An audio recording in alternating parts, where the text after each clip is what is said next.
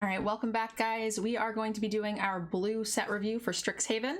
I have Yanks on a call again, so you guys will hear both of us discuss every single blue card for this video. And then tomorrow we'll be posting up the rest of the colors for you guys if you are interested in more of our set review.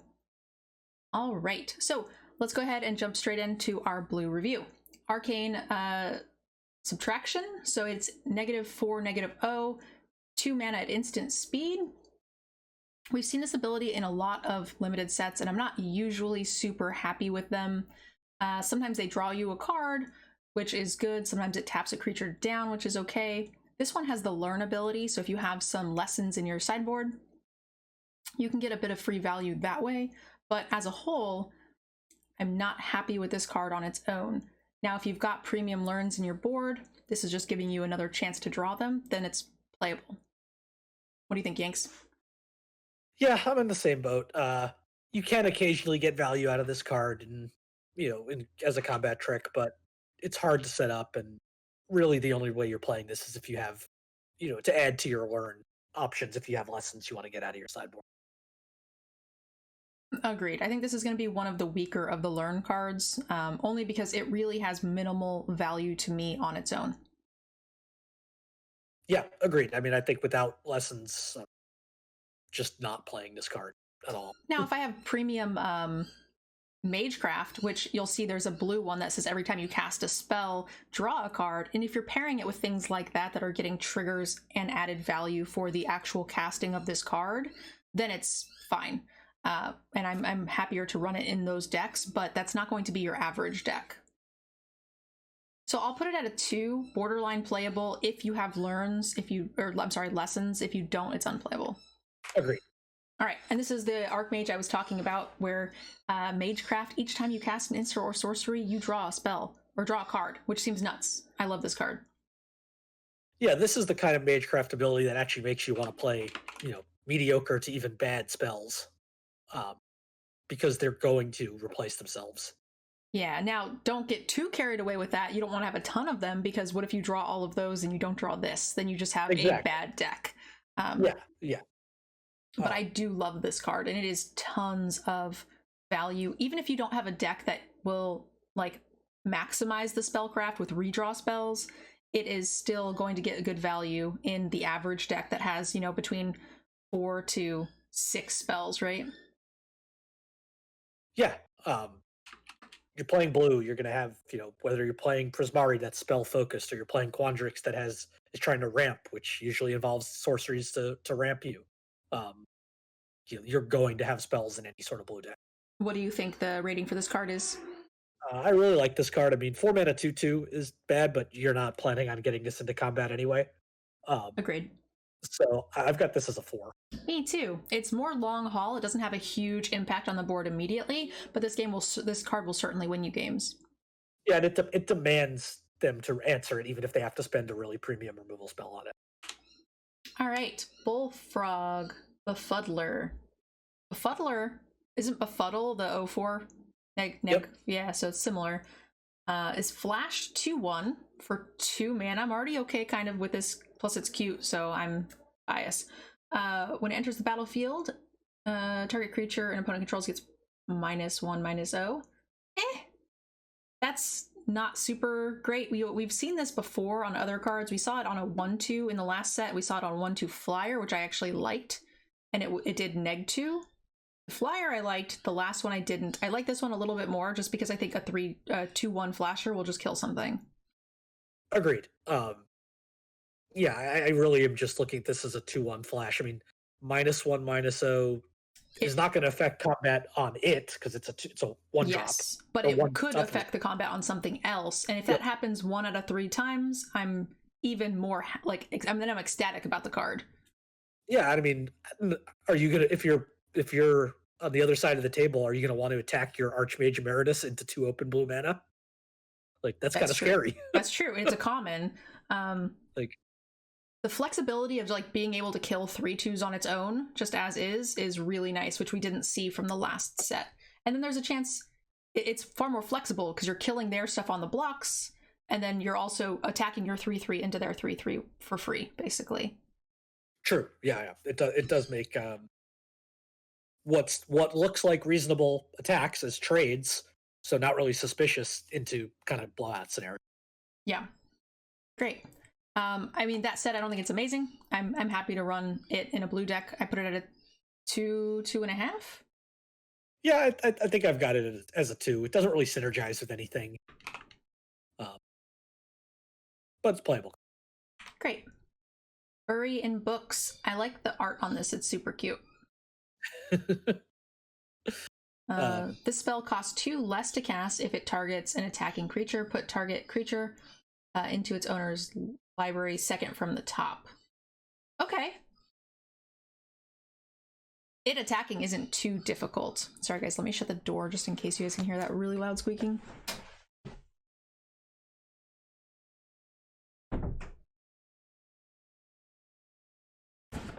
Amy found his squeak bone apparently.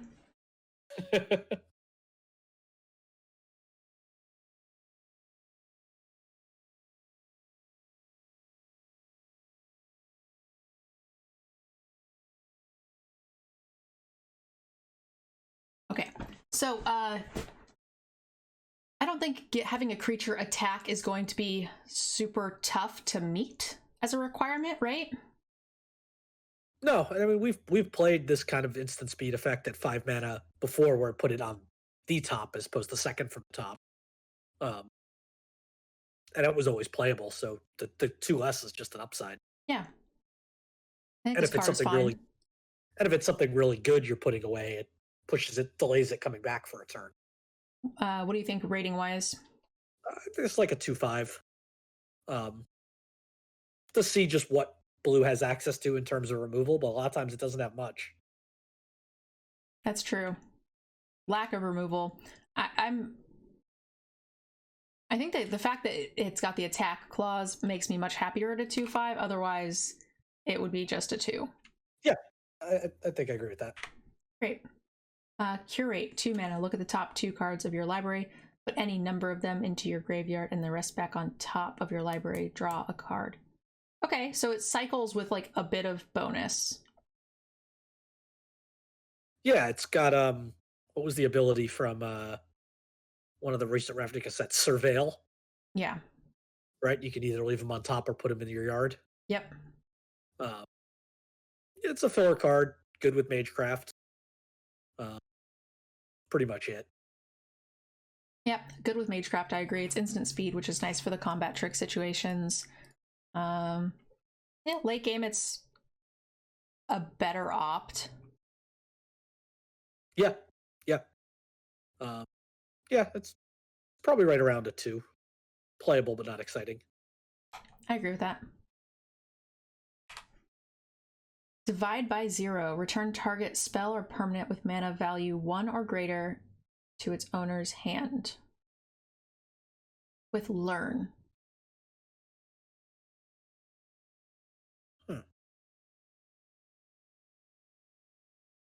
So it just bounces their spell on the stack, and then you get a mediocre card back?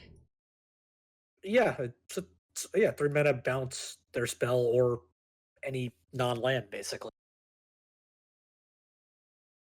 Yeah. Yeah, the fact that you can do it on a spell is pretty nice. That's like not resolved. It's very flexible, and then the Learn ability is pretty nice. Yes, there's a really interesting wording on this card that wasn't just non-land permanent instead of permanent with 1 or greater. I mean, I guess it lets you hit like 0 drop artifacts in older formats.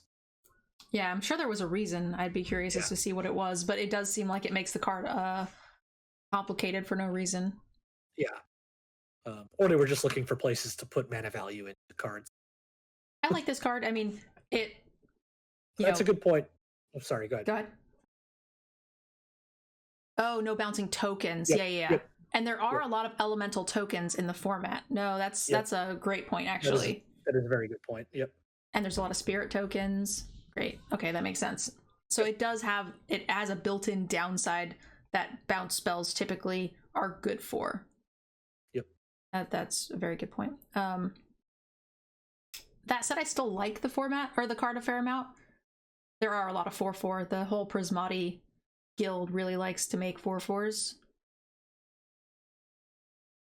Yeah, I'm definitely happy with this card. Any sort of card that can interact with something on the stack and something on the battlefield is always nice flexibility.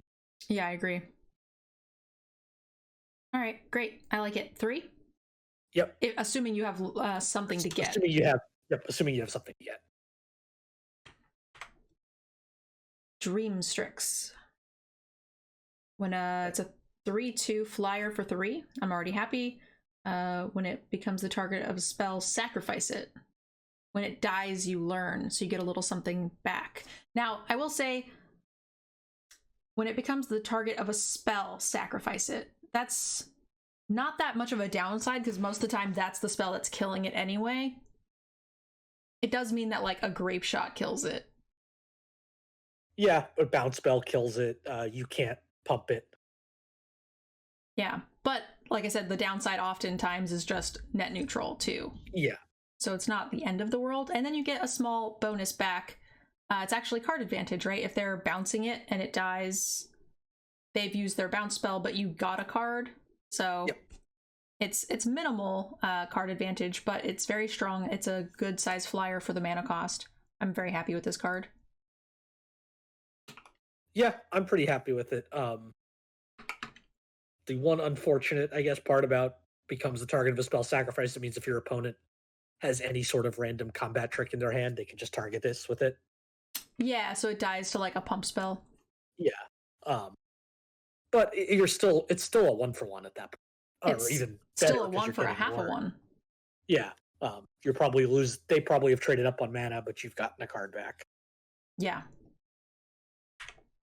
So yeah, I think it's a good card. 3/2 flying is not as good as usual in this set because of the 2/1 flying tokens. There's also shock. Yep. I mean, granted, it's only, in that secondary set, right? The one that takes the place of the common. But it was an uncommon, so you're pretty likely to come across a few per draft. Yeah, as any 1-mana spell that can target it. The more of those, the worse that this card is. But I still think it's fine. I mean, it's like a 2/5 probably. Whoa, I have it higher. Really? Yeah. A 3/2 for 3 is going to beat people down on its own. And then even if they deal with it, you get value back. Like, to me, that seems super strong. I have it at a 3/5. Yeah, I don't see this card ever surviving. I don't either, but you've gotten more than enough advantage.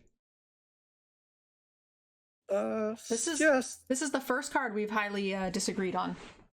More than like a half a point, so that's interesting. I think it turns your opponent's bad cards into good cards sometimes.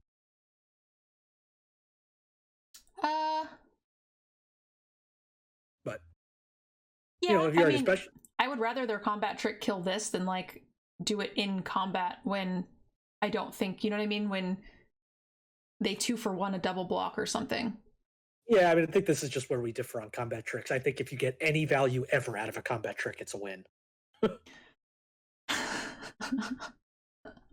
That's true. All right, well, we'll agree to disagree on this one. Sure. Frost Trickster. 2/2 for 3, flying. When it enters the battlefield, tap target creature an opponent controls. It doesn't untap. Whoa, it's just a flying lynx cat? Yeah, flying frost lynx. Great. I liked frost lynx a bunch.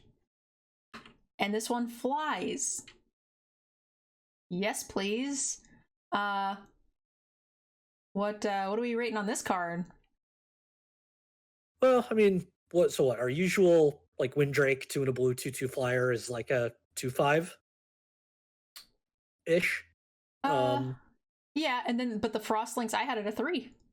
Oh yeah, no, this is definitely better. I'm saying, like, if that's your baseline and then you add the frost lynx ability, yeah, on top of it, yeah, I think this is probably a 3 to 3/5. Yeah, I think it's a 3/5. It's great tempo on an evasive creature that can close out games on its own. I like it. Yeah. Yeah, and I think just looking at this card is actually I just want to play 4 of these and just be like, tap your stuff down, hit you for 2, tap it down again, hit you for 4, tap it down, 6. It gets better in multiples. Crosslink, like, it does the thing, and then it just sits there, and then you have to hit them with a different creature, and then it kind of, like, gums up the board a little bit for you. But this one actually beats them to death. Excellent. Yeah. Yeah, and I think the fact that I probably have to agree with that it's like a 3 to 3-5 means I am probably not a full point like you are, but half a point too low on Dream Strix, just because it is a better body. Yes. But less things deal with it too. Like you said, a pump spell doesn't deal with it. Yeah. But I assume also that they will find value for that combat trick in some situation or another. So it killing my bird, I'm kind of fine with. You're okay with, yeah. Because a lot of times I attack into it, I'm like, okay, I'm okay with trading this creature for your pump spell. And that happens a lot. So I'm just like, okay, I'm happy to trade this creature, this 3-mana creature that's going to give me some buyback bonus for your pump spell. That's fair. I think it was just also, I'm also a little biased because it's a rare and I feel like it should be that, but that's on me. Also, that's just not fair to the card. You hate pump spells. Well, that is also true. All right. We have an X2/1 spell. Okay, this is a complicated mana cost for no reason at all. Yeah, it's 2 blue and X for sorcery, and you can pay just 2 and a blue instead. If you pay 2 and a blue, you draw 3 cards, an opponent creates 2 treasures, and they scry 2. If you pay the actual cost, 2 blue X, you draw X. This is a very weird card. So its base mana cost is 4 mana, draw 1, 5 mana, draw 2, 6 mana, draw 3, etc. But you also pay 3 to draw 3, but give them stuff. Mm-hmm. I'm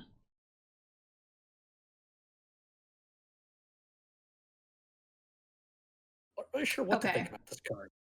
Yeah, so it's 6 mana to draw 3, or 3 mana, to draw 3, and they do some stuff, which is nice for them. So in a pinch early game, ramping them a bit and letting them scry is not ideal, but if you're trying to hit land sources, like, I guess I'm fine with it. It's added flexibility.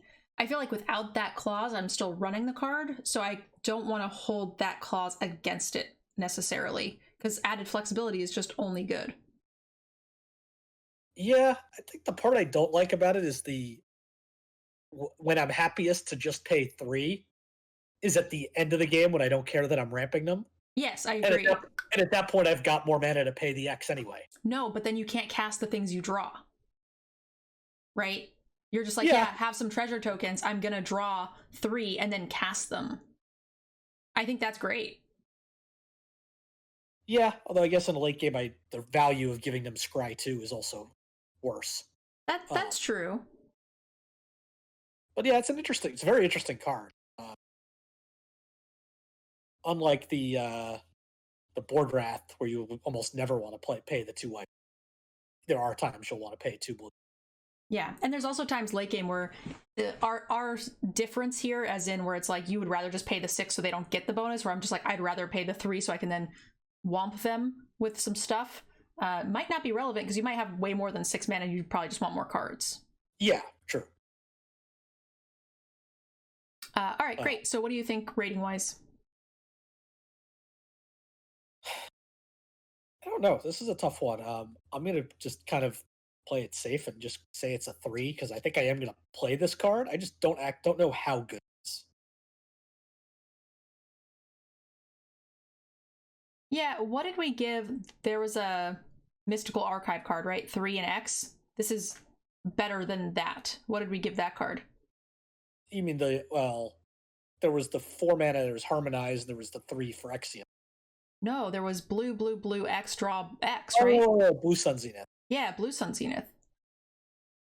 Forget what we gave that. Probably like a 3/5. Because this just has less blue pips. It's easier to cast.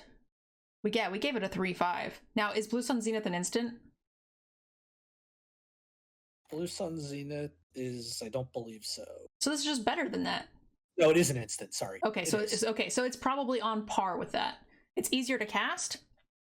if you're not casting the deduction like option, which, you know, is debatable, but it does the thing. So Yeah, I don't think it's Blue Sun necessarily in limited worse than that. Yeah, Blue Sun has a little bit of flexibility, right? It goes back into your deck, so if you shuffle effects, you can draw it again, and you can deck your opponent with it, but that's not that up. Yeah. Blue Sun wins are not uncommon in limited. It depends on the format. We have seen formats where milling out isn't crazy. Yeah, but we've seen formats where it doesn't come up at Exactly, all. where it never happens, yeah. Yeah. The last couple of formats where it's like whoever's on the play just fucking wins. Like, you're not getting Blue Sun Zenith wins. Guess you could have Blue Sun people out in Ikoria after they've cycled 25 cards. Oh, yeah. To be fair, if I think if a cycling deck gets that far, you're probably just dead. Also true. Yeah, so I'll just give it the same as the Blue Sun Zenith, I think. 3-5. It's got a little more upside, it's got a little bit more downside. Yeah, that's fair. All right. Helpi Guide. LP Guide? LP. LP. It's like Kel Pie. All right, it's a 2/2 for 3. Okay, stats, not great. Tap another target permanent you control. Oh, untap and then tap target permanent. Activate only if you control 8 or more lands. Okay, that's not bad. Yeah, it kind of does both things Quandric wants to do. It sort of ramps you by just you can untap a land. Mm-hmm. And then when you actually ramp into actual lands, it now becomes a tapper. Yes. It makes combat really difficult for your opponents, lets you race, right? You can attack them, they can't really attack back, so you can untap, which is really nice. It allows you to do the double blocking thing if need be. And then late game, you just tap down their most powerful creature. It says tap target permanent. You could tap, I guess if you have 8 mana, you don't really care about like upkeep tapping their lands, but no, but they might be short on a color or something. Yeah, you could potentially, you know, force them to tap it on upkeep and then it'll phase out during their main phase, so they can't really use it. It's like very flexible. Yeah. Doesn't feel very powerful, but feels very flexible. I like this card. Yeah, I think this card's pretty good. I've got it like a 3. I also put it at a 3. It's better than filler. I'm pretty happy to run it in any blue deck. Yeah, agreed. Great. Mentor's Guidance. Whenever you cast the spell, copy it if you control a planeswalker, cleric, druid, shaman, warlock, or wizard. Wait, what? The fudge sickles? If you have anything that is, you know, in fantasy lore capable of casting a spell, then you copy it. Scry 1 and draw. Okay, so it's most likely scry, draw. Yeah, for 3. Because there's a crap ton of clerics and wizards. Yep. And double triggering your Magecraft. And yeah, spicy. Better than divination by a lot. Now, way worse top deck late in the game if you don't have something like on empty board. But yeah, I feel like the wizard cleric option. Oh, it's pretty unlikely.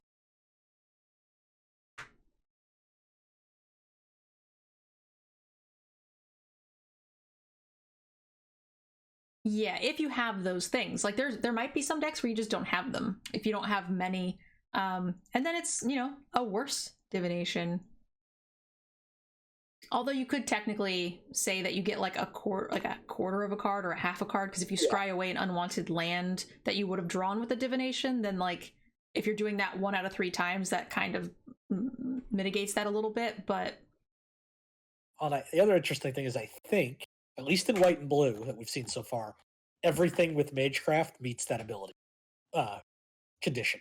They're all wizards and clerics so far. Great. So divination's usually like a 3. Maybe we should like keep it at a 3 because it's better than divination if you have it, and it's worse if you don't. Yeah, that's right where I would have it. Great. Although I really want to cast that card with the Archmage out. Where you draw another spell? Cast draw 4 cards and scry 2. No. Does the Archmage need to be cast? Because I don't know if copying casts. Cast or copy. Oh, is that what the Archmage says? That's just what Magecraft says in general. It's whatever you cast or copy an instant or sorcery spell. Oh. Okay, for some reason I wasn't even thinking about the Magecraft side of it. I was just like he says when you cast an instant or sorcery you do a thing. But yeah, you're right. Magecraft does put that clause in, which does change things. Yeah. I want to definitely scry 2 and draw 4. That's great in alternating orders. Yes. Great. We have a lesson, guys. So this is going to be one of the things we're going to be getting out of our sideboard with our learn is sorcery speed, and until end of turn, something becomes a 1/1 or a 4/4 octopus. So it allows you, because it's not an instant, you can't use it as a combat trick like we normally can with these kinds of abilities. But it allows you to make something into a 1/1 and attack, and they can't block you, or vice versa. Just turn your poopy dude into a 4/4 and smush them in the face. Not any great value over long periods of time, just kind of one and done. Maybe it's lethal, maybe it forces them to chump a valuable creature. If like you have a situation where you're lethal on board, they've got a bigger creature, you just force them to make a chump, puts you in a better situation, but not a huge value. I don't want to run this in my main deck, but I'm very happy to get it for free. Yeah, I agree with everything you say, but I want you to come clean and admit that you wrote the flavor text for this card. For sun's sake, I just want a crab.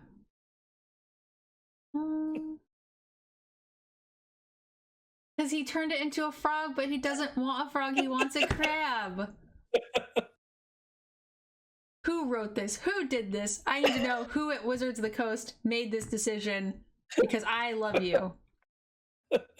That's great. I do just want crabs on my magic cards.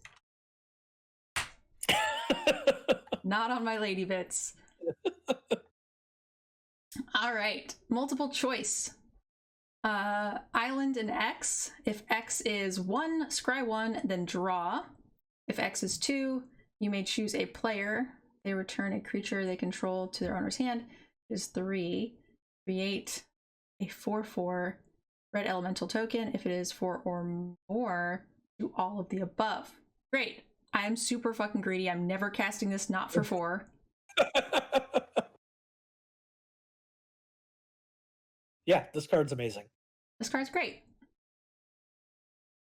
I mean, if you're really desperate on land, you can cast it for 2 to try to dig for a land. But yeah, I'm guessing you probably cast this for 2, for a total of 2 or a total of 5.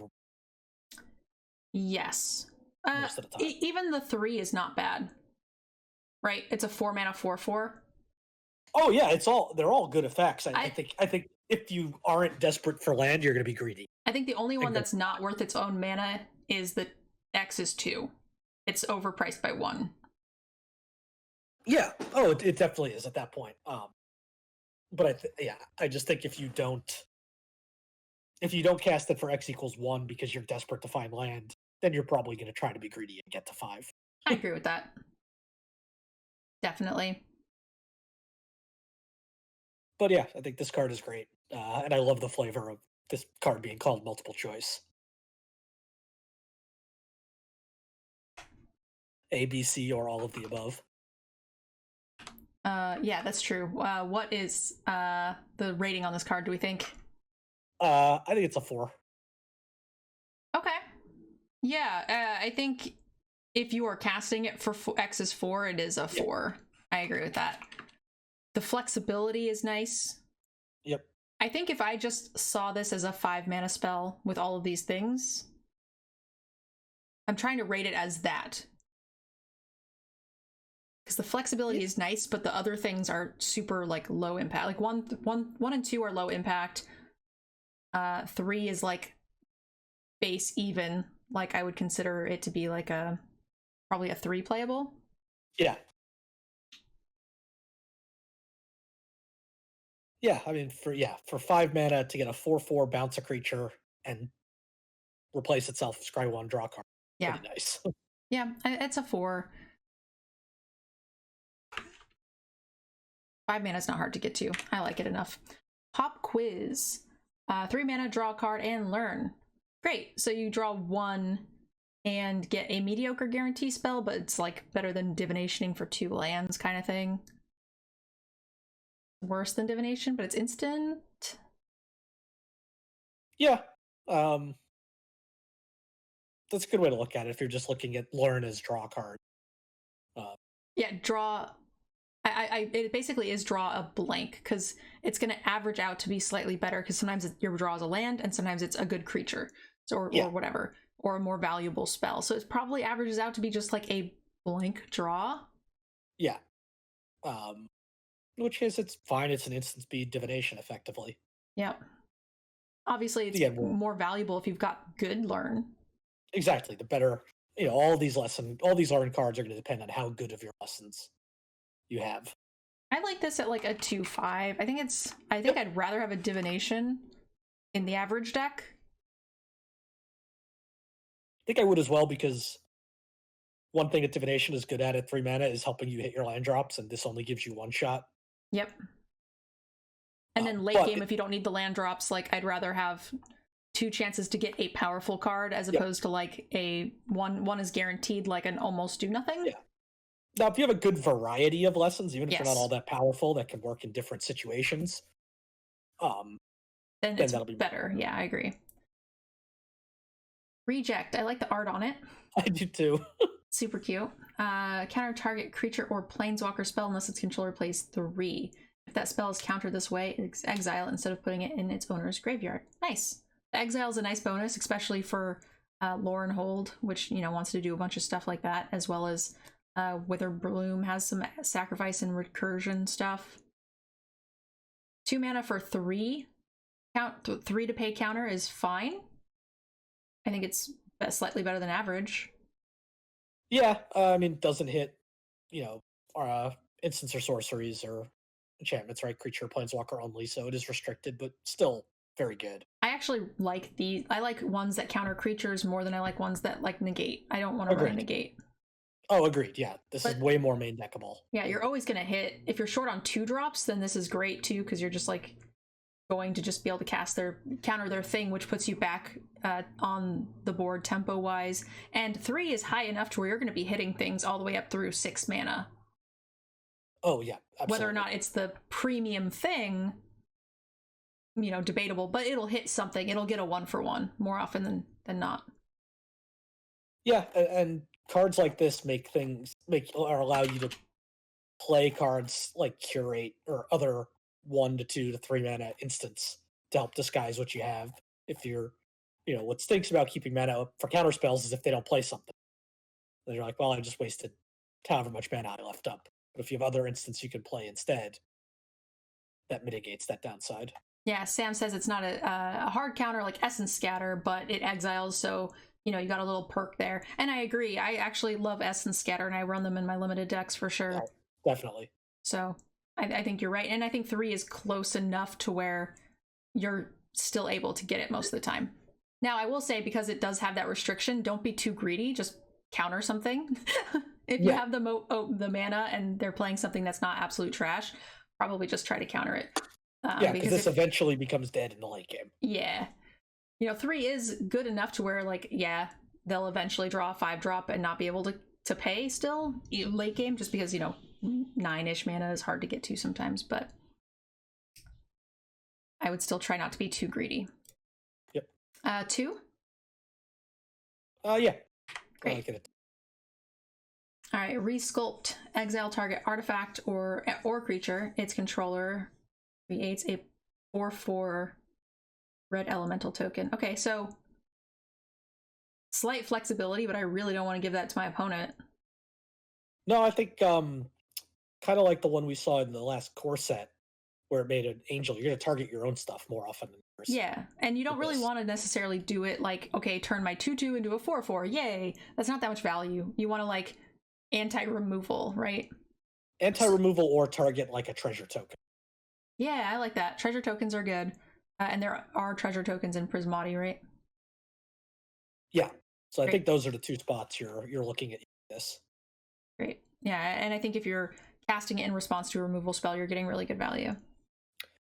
Yeah, I think I'm going to probably play this in any blue deck, but I'm probably not going to play more than one. I would agree with that. Because there are going to be times. It's there are going to be trick combat trick, right? You turn your 1/1 into a 4/4 and eat their 3/3. That's nice. Yeah, and there are going to be times where it is worth it to exile their mythic dragon and give them a 4/4. Yep. Flexibility, but I hope it doesn't come to that. So I've got that at like a 2 to 2/5. Yep, I put 2/5. Serpentine Curve, 3 and a blue sorcery. Create a 0/0 green and blue fractal creature token. That's Quandrix's signature token. Put X +1/+1 counters on it, where X is 1 plus the total number of instant and sorcery cards you own in exile and in your graveyard. And great flavor text in Math Bites. So again, this is going to be mostly a weirdly, it's a green-blue token, but I think it's actually going to be better in Prismari. Yeah, because they have more spells. I agree with that. We see cards like this. We've seen a lot of blue-red in the past flyers with this sort of ability, although the fact that this is X when it resolves and it doesn't change, like it doesn't constantly change based on what happens, means it can't grow later. I don't know. What do you think? Like, what size would this have to be for you to want to play it? Probably 4/4. I mean, I'm happy with it at a 4/4, I guess. Yeah, I don't like this card, to be honest. In the average deck. So it's made for Quandrix, but I don't think the average normal deck has enough spells to make this big enough to where I'm happy.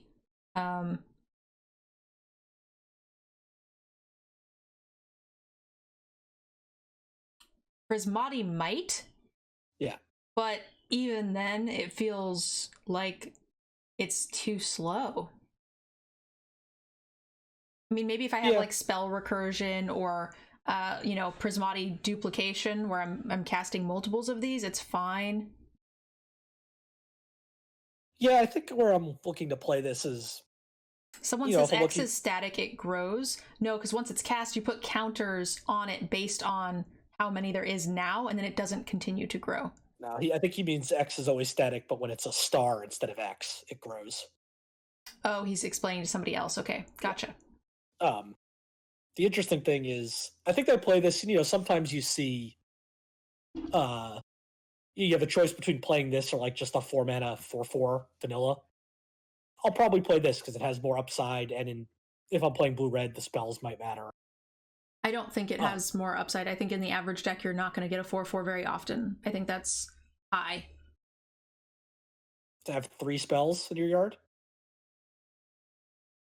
On turn 4?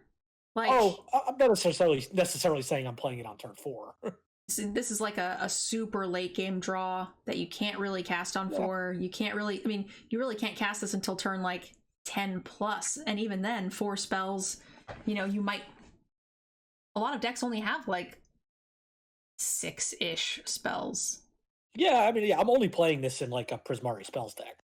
Yeah, so I'm trying to, that's why I was saying that's good in that one deck, but then you were saying in the average deck, you're probably playing it over a 4/4. I'm sorry, I meant in the average spells deck. I didn't say that very well.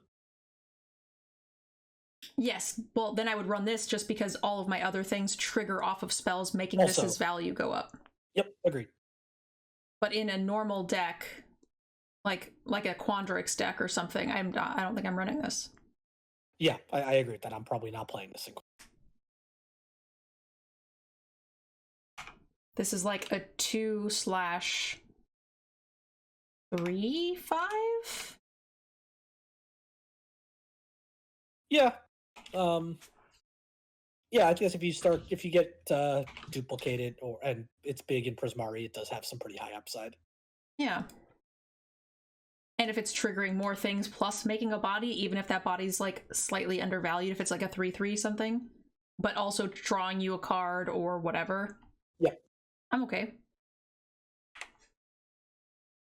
Snow Day. Tap up to 2 target creatures. They don't untap during their controller's untap step. Draw 2 cards, then discard a card. 6 mana is an awful lot to tap things down. Yeah.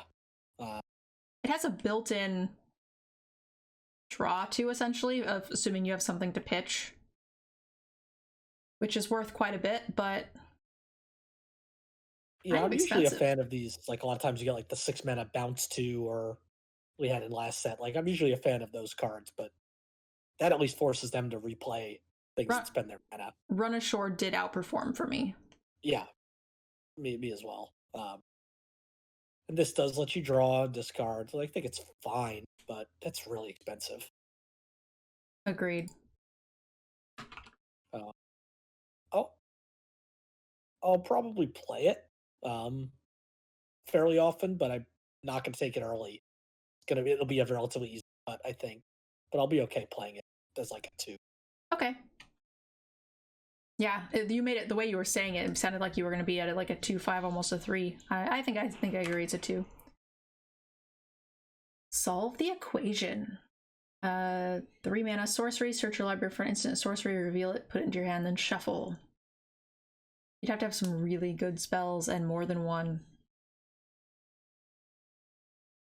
Right? Yeah, I mean, this is just a really bad tutor.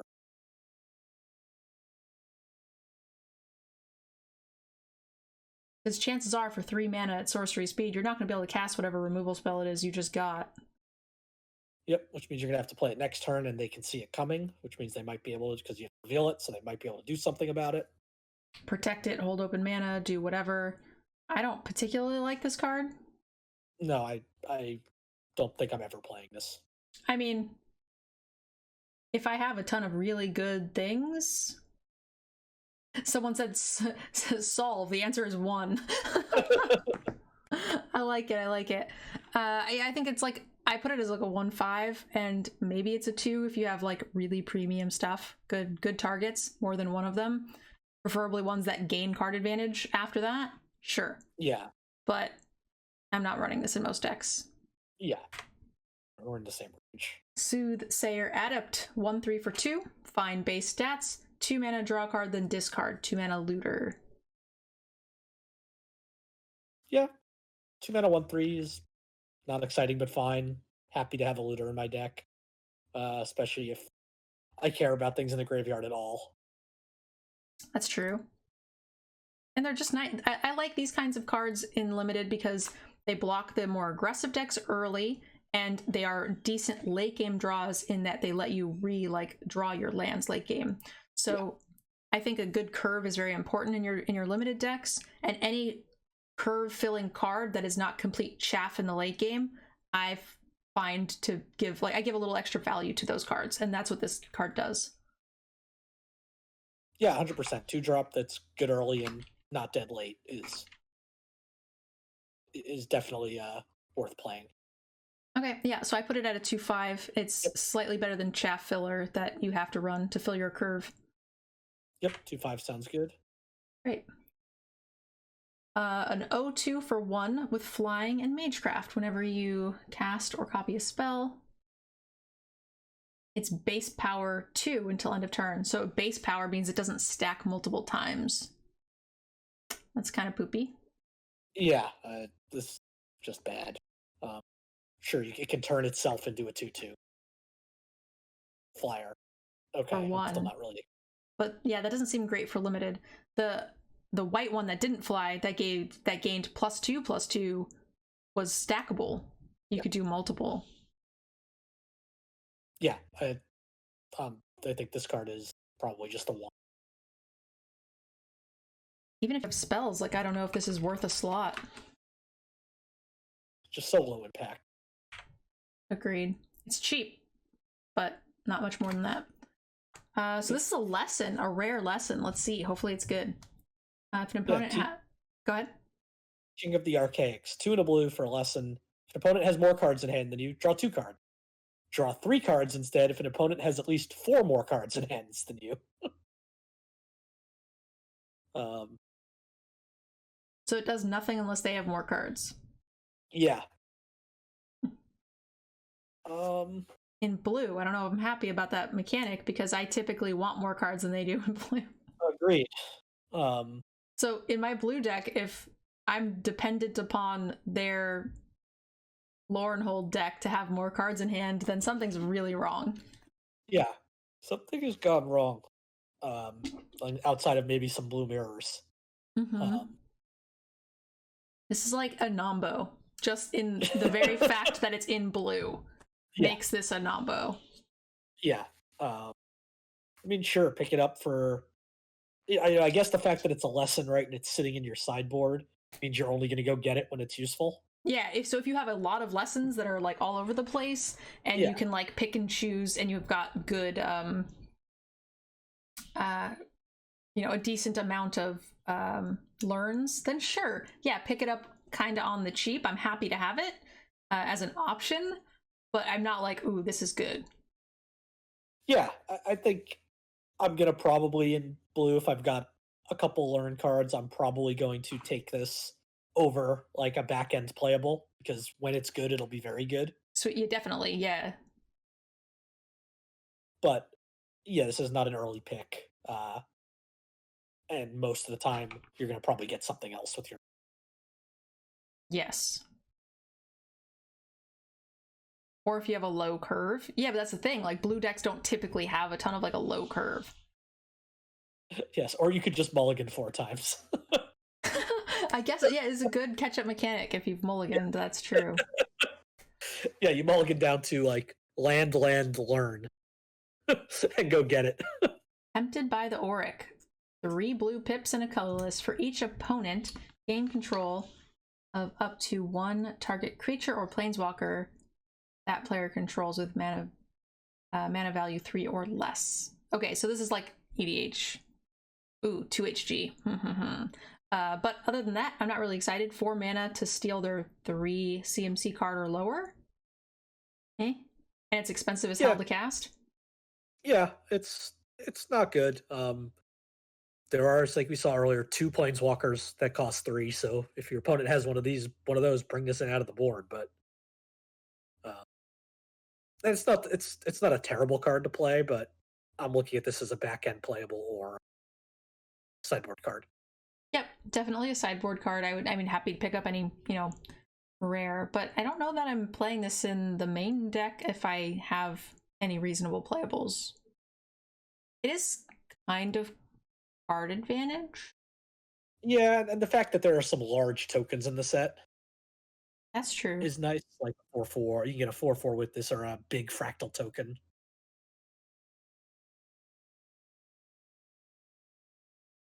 But yeah, I'm not excited about this card. This is a,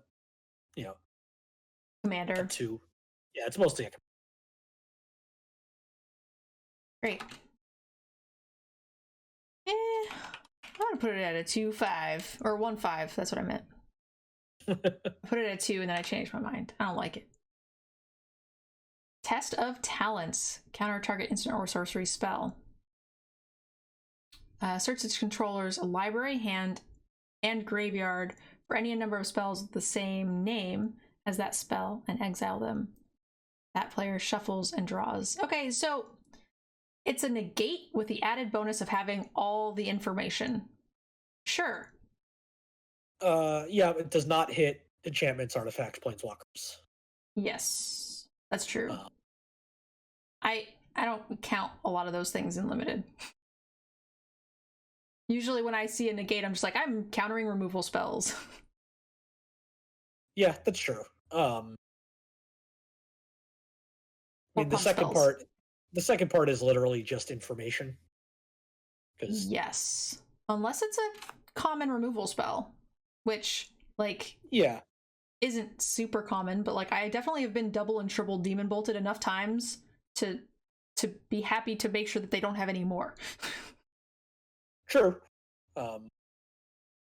This is still just a side card, though. Yeah, I agree as well.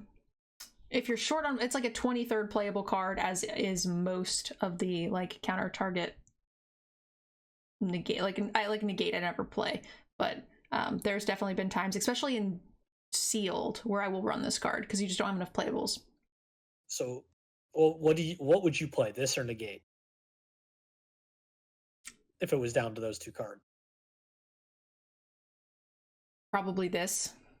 Yeah, so that's why I would probably play the negate. Because you want more option. Like, it does slightly more, but like I want the information because it gives you the information in their hand, The information is nice. which I find super valuable. And like the fringe, like more often than not, you're countering a spell. Like, what percentage of the times are you not countering spells, combat tricks, or removal, right? Yeah, it depends on. In fact, we didn't see one in white, so maybe I'm wrong. But it depends on the enchantment removal in the set. Yeah, there was none in white. Having this in your hand and not being able to counter like Binding Gold is miserable. Yeah, I agree, but I will take the added value of checking their hand and deck every time over the corner cases of where like I get to counter a planeswalker or something. Yep. And I was kind of also thinking that there was no bind and gold effect. There might be a multicolor one. Maybe that's where it is. Yeah. I'm an EV grinder though, guys. Value every time is better than a little value sometimes. Vortex Runner. Oh yeah, did I rate that last card? You just said it was a sideboard. Oh yeah, sideboard card.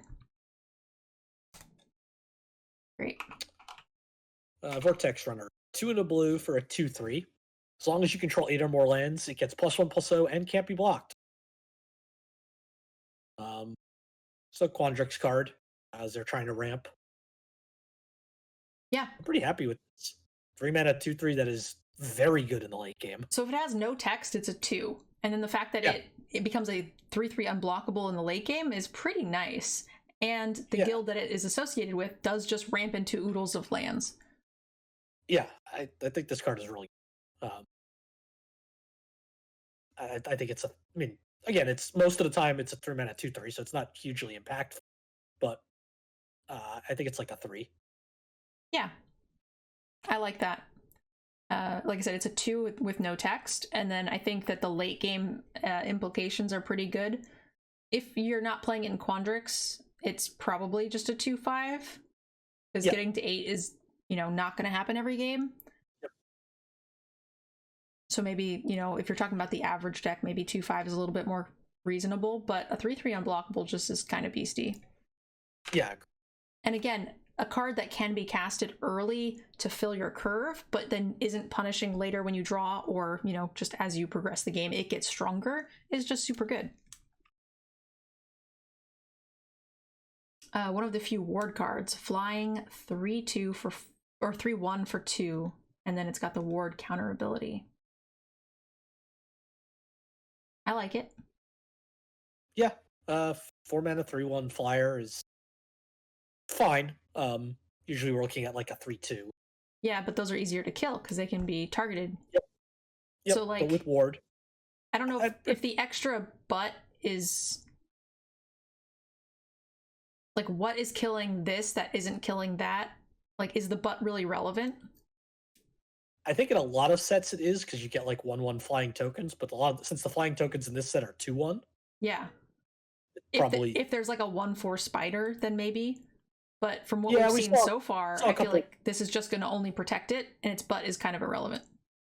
Yeah, we saw a couple 1x flyers in white. Oh, grape shot. 1/2 and a 1/3. Grape shot. Yes, grape shot will smash this card. But it costs them 3, so they might not be able to cast it when you play it. Yep. Yeah, I think this is just kind of around the 3/2. This around the same grade as we would give it. It's like a 2/5. Yeah, I agree with that. I like 2/5. If it's a vanilla 3/2, we're usually giving it that. I think this is slightly better on average, but we'll have to see the rest of the set. But I don't think it's better enough to give it a 3. Yeah. Great. All right, last blue card. Apparently I don't have a card for it. What the? Big snake. Big snake. I failed. I failed you. Oh no. You want me to just read it? Sure. Wormhole Serpent. It's 4 in a blue for a 3/5 serpent. And you can pay 3 in a blue. Target creature can't be blocked this turn. So we've seen these type of cards before where, mana sinks to give unblockability in blue. Uh, Yeah. Fine card, but nothing exciting. I mean, 5 mana, 3/5 is playable. Um, then late game it can just start getting whatever your biggest thing is unblockable.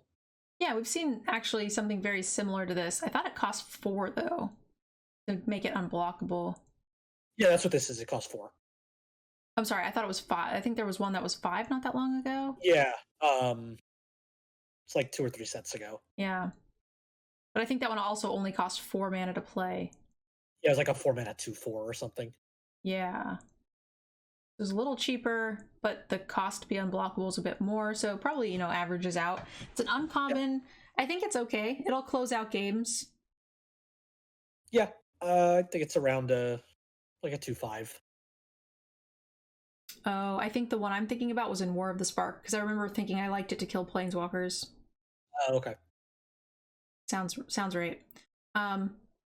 I mean, yeah, it's okay. It'll close out games late. It's a bit on the expensive side for the stats that you're getting, but I don't necessarily think that's a bad thing. Yeah, it matches up. The 5 toughness matches up well with the elemental tokens, which is nice at 4/4. That's true. And obviously the 3/2 spirits, it just eats. So, what are you thinking? Score around a 2/5. Great. Yeah, 2/5. 3 is like where I start to get happy to fill my curve with it, but at 5 mana, it's not really like something I'm super happy about, and I would prefer my 5 mana cards to be slightly more impactful. But similar to Keldheim, where we had that like 3/3 Yeti that you could give unblockable later, this is a bit of a better blocker for 1 more mana, a bit more expensive to give unblockable, so give and take. I think the card's very playable, but not super excited to do so. I think I'd be pretty happy with this in Quandrix because I can pass away, give the unblockable to something very large. Agreed. All right, guys, so that is the last of our blue cards. We are all done, white and blue. If you guys are watching this on YouTube, I'll be posting 2 more of the videos tomorrow. So thank you guys so very much for watching. Yanks, thank you for joining us for our set reviews. If you guys are interested in seeing these ratings on the untapped.gg overlay, I'll put a link to that below, as well as if you guys would like to see it in article form, you guys can find that on Cool Stuff Inc. Sorry, I interrupted you, Yanks. Oh, I was just saying anytime. Be to help. Great. Thank you. We'll see you tomorrow. Bye, guys. Yep. I'd like to give a special thank you to those of you who have signed up for our Patreon. I couldn't make this content without you. Also to Cool Stuff Inc. and KMC Sleeves for supporting the channel as well. Definitely check them out and use our discount codes to support the channel.